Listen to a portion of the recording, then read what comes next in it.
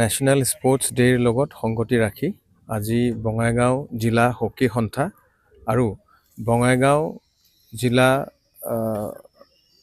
ক্ৰীড়া বিষয়াৰ কাৰ্যালয়ৰ তৰফৰ পৰা আৰু PHE ডিপাৰ্টমেণ্টৰ সৌজন্যত আমি মিনি ষ্টেডিয়ামত এখনি হকী খেল আয়োজন কৰিছোঁ আৰু এই খেলত আগভাগ লৈছে Bongaigaon hockey association, hockey India আৰু ইণ্টাৰনেশ্যনেল একাডেমি অফ স্কলাৰ্ছৰ খেলুৱৈসকলে আৰু যিসকলে আমাক এই খেল আয়োজন কৰিবলৈ সহায় কৰিছে তেখেতসকলক ধন্যবাদ জ্ঞাপন কৰিছোঁ।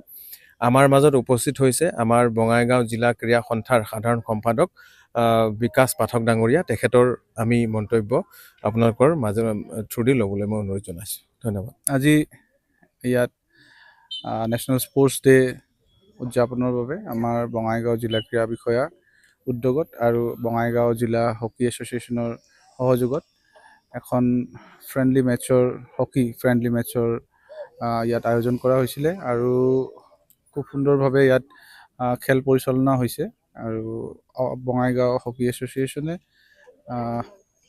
আমাৰ বঙাইগাঁৱত বিশেষকৈ হকীৰ যি প্ৰচাৰ সেই প্ৰচাৰ খুব ভালদৰে কৰি আছে আৰু ইয়াৰ ট্ৰেইনিং মই দেখিছোঁ বহুত ভালদৰে চলি আছে আৰু নেশ্যনেল স্পৰ্টছ ডে'ত আমি ইয়াত সকলোৱে আজি উপস্থিত হৈ হকীৰ জৰিয়তে আচলতে মেজৰ ধ্যানচান্দক আমি তেওঁক শ্ৰদ্ধাঞ্জলি জনাইছোঁ আৰু মই আশা কৰিম যে খেলুৱৈসকল যিসকলে ইয়াত আজি খেলি আছে তেওঁলোকৰ পাৰফৰ্মেঞ্চ অতিশয় ভাল হয় যাতে আৰু তেওঁলোকৰ জীৱনত মই সাফল্য কামনা কৰিছোঁ। ধন্যবাদ।